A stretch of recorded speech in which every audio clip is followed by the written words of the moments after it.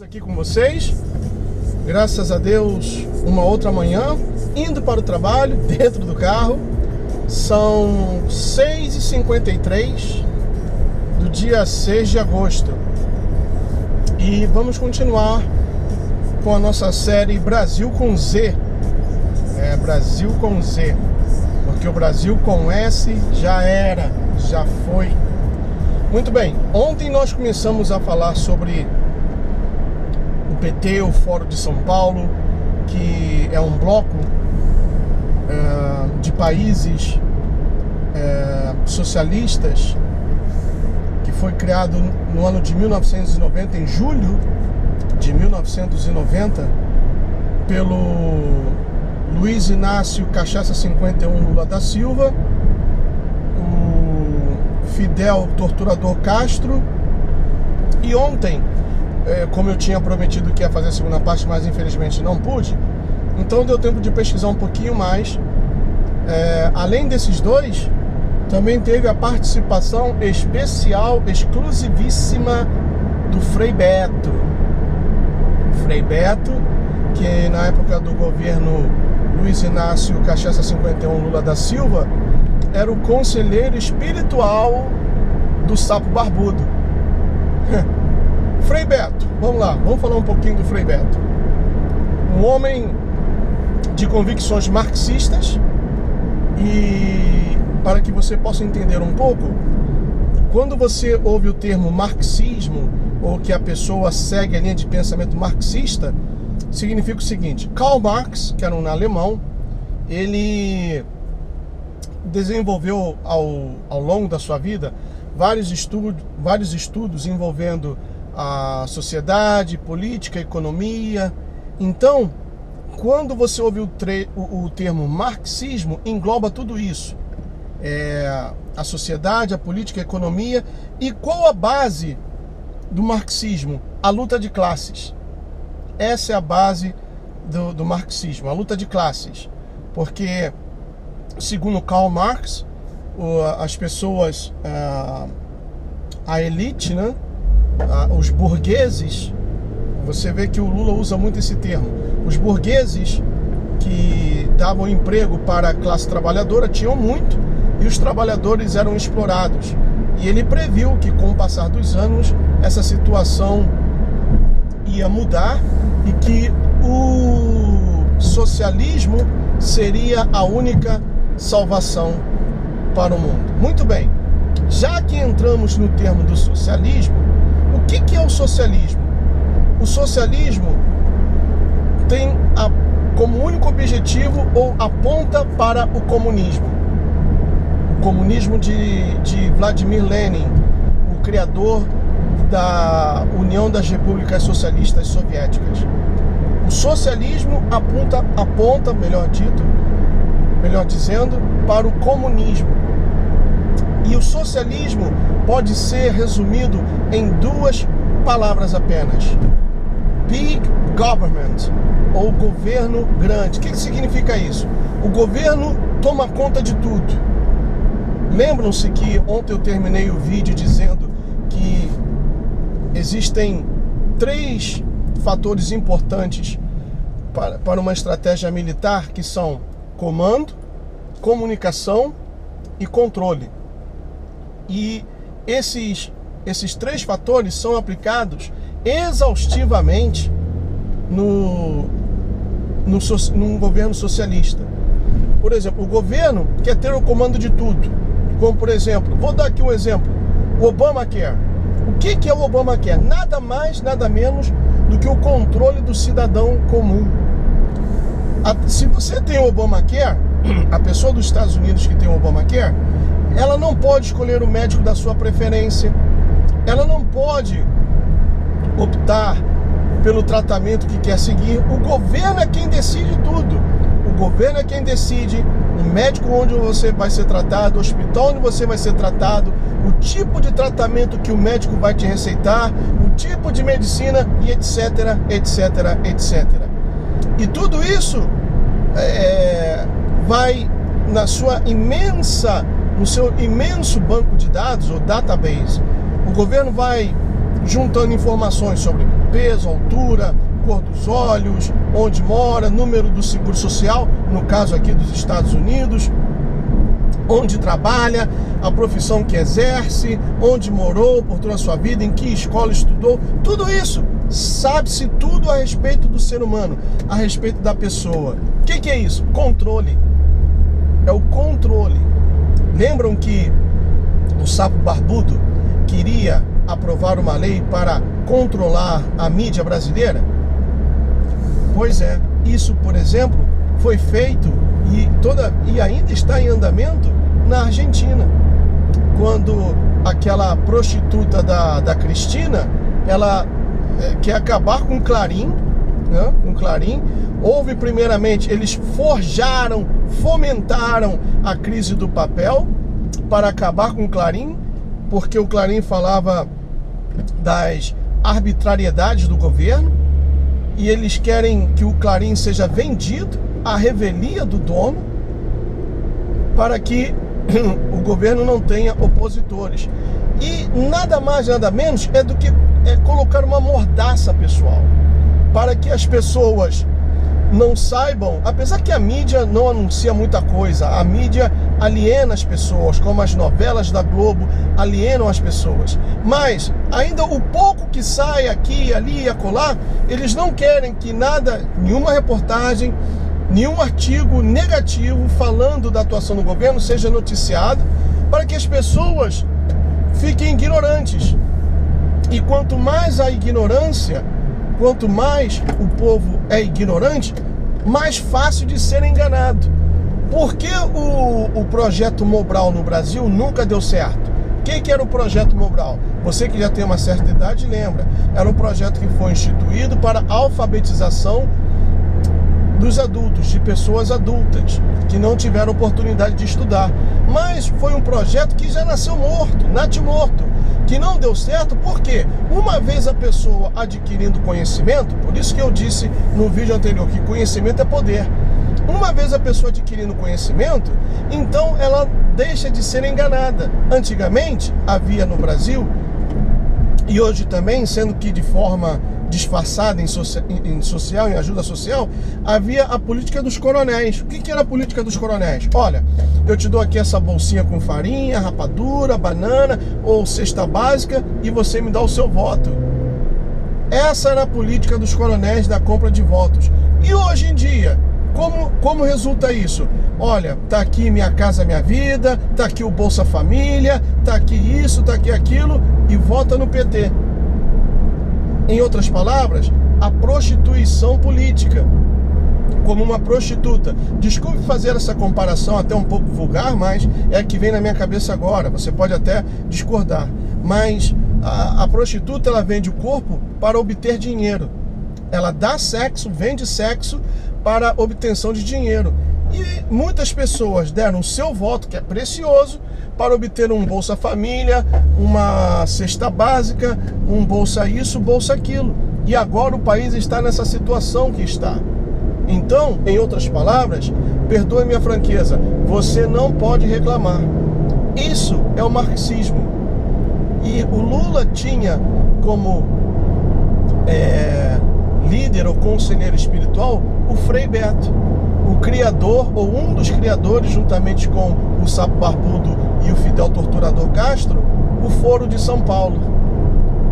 Mas um dado curioso, quando no aniversário de 15 anos, que foi esse ano, 2015, do Foro de São Paulo, julho de 2015, eles, ou melhor, essa entidade, o Foro de São Paulo, essa entidade fascista, comunista, terrorista, já conta com mais de 200 representações entre partidos políticos legais e ilegais, facções terroristas como as Farc, como o ELN, que é o Exército de Libertação Nacional, que atua na Colômbia, no Peru, na Bolívia, e se não estou errado também na Venezuela, e a versão nacional das Farc, o MST. Vejam você que eu estava fazendo a minha pesquisa e tem um vídeo no YouTube da Dilma fazendo um discurso com o boné do MST, do Movimento Sem Terra. Muito bem, vamos nos deter por aqui hoje. O que representa as Farc? Representa o seguinte: quando o Império Russo, vamos assim dizer, ou a União Soviética foi dissolvida, e o leste europeu, que era comunista, nações como Bulgária, a Romênia, a Hungria, quem mais? A Polônia. Quando o leste europeu foi dissolvido, o muro de Berlim caiu, que o Reagan disse para o Gorbachev: "Bring this wall down", em outras palavras, derruba esse muro que separava as duas Alemanhas. Então, os partidos de esquerda, ou os socialistas, ou os comunistas, como você queira chamar, passaram por uma grande crise.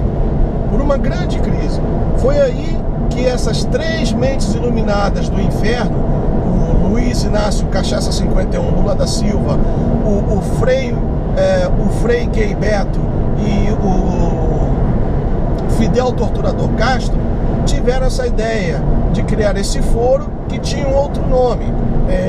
Era Aliança dos Países Esquerdistas da América Latina contra o Imperialismo, algo assim. Eu não lembro bem o primeiro nome, mas que era uma aliança dos países esquerdistas da América Latina contra o imperialismo. Então, eles foram se articulando, e quando o Lula assumiu o poder em 2002, quem estava somente a cargo de uma nação e era confessadamente socialista era o senhor Hugo Chávez, em 2002. Agora, passaram-se alguns anos, né?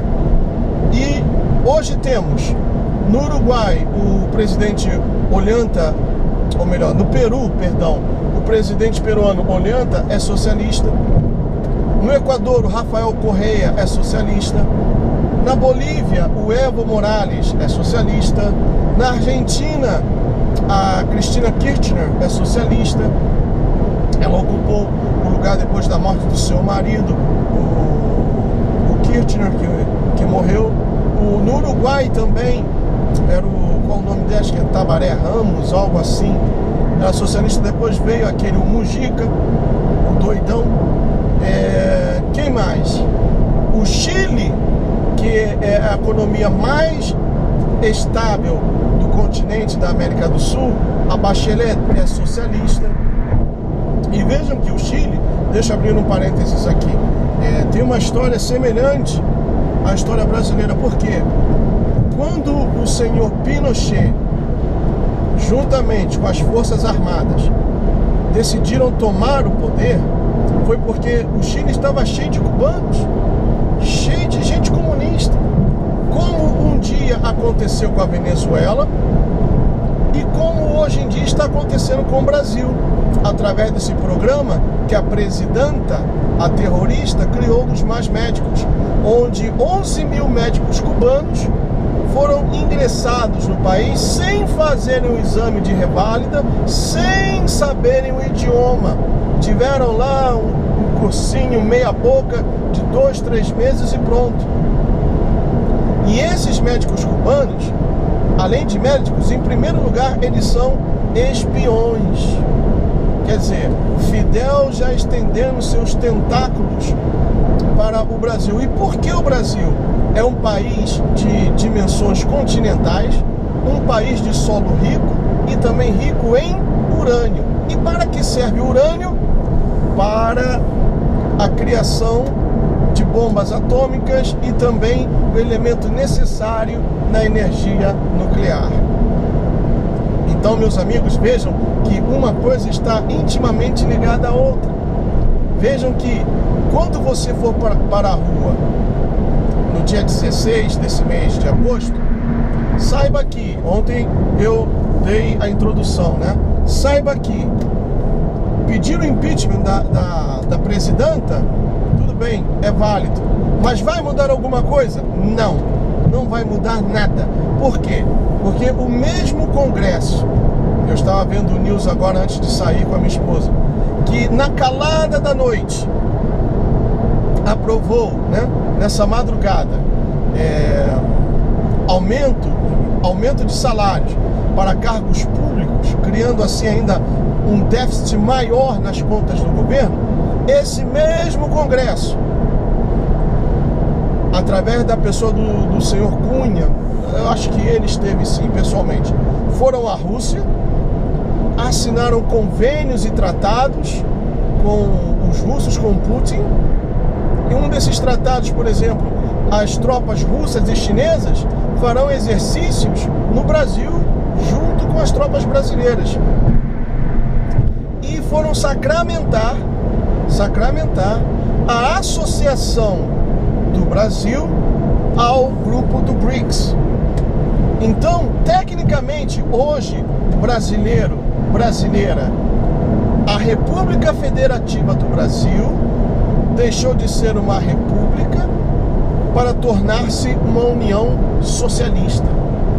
Ainda que a Dilma seja arrancada do poder, mas os acordos assinados não podem ser mudados.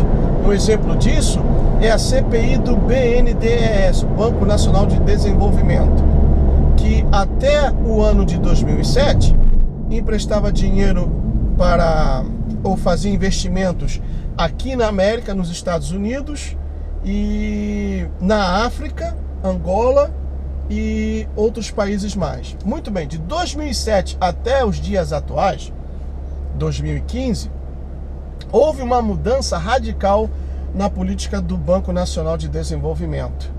O que aconteceu?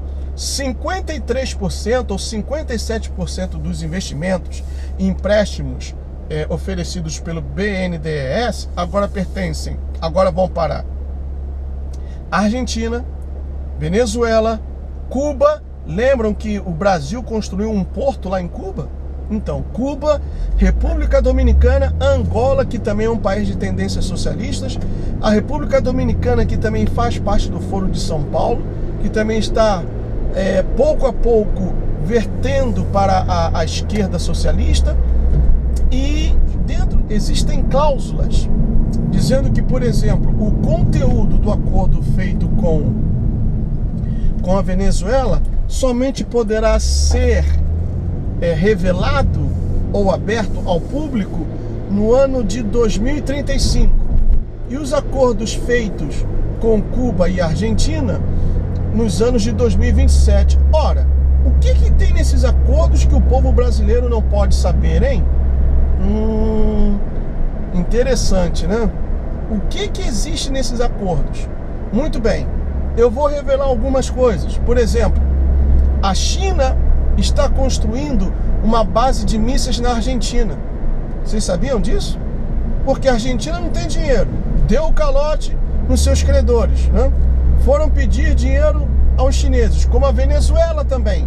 O Maduro foi lá na China pedir dinheiro, porque apesar de ser o quinto maior produtor de petróleo, a Venezuela está num miserê tremendo, não tem papel nem para limpar, desculpa a expressão, o furico. Então, eles estão dependendo do dinheiro chinês. E, meus amigos, precisamente entre os dias 25 e 27 de maio, chegaram em três aviões, 50 bilhões de dólares que o governo chinês investiu no Brasil. Para quê? Você sabia que o pré-sal já foi vendido? A Dilma doou o pré-sal para a China? Sabia que a China já tem ações na Eletrobras, na Petrobras? Quer dizer, a Dilma está entregando a soberania do nosso país nas mãos dos chineses. Mas voltando à Argentina, a China está construindo uma base de mísseis na Argentina. E também está explorando o urânio brasileiro. Então vejam, meus amigos, que a China já chegou no país, já está tomando conta. E quais serão os próximos passos? A instituição total do socialismo, depois esses sem vergonha safados Eles saem do país, vão morar em outro país, e quem vai sofrer, quem vai perder a liberdade de expressão, liberdade de ir e vir, liberdade de tudo, de comunicação, de se expressar? Você, brasileiro. Por isso, esse Brasil com Z não é o Brasil onde eu nasci, tá bom? Eu já cheguei aqui no trabalho e vamos continuar com essa segunda parte. Um abraço, valeu!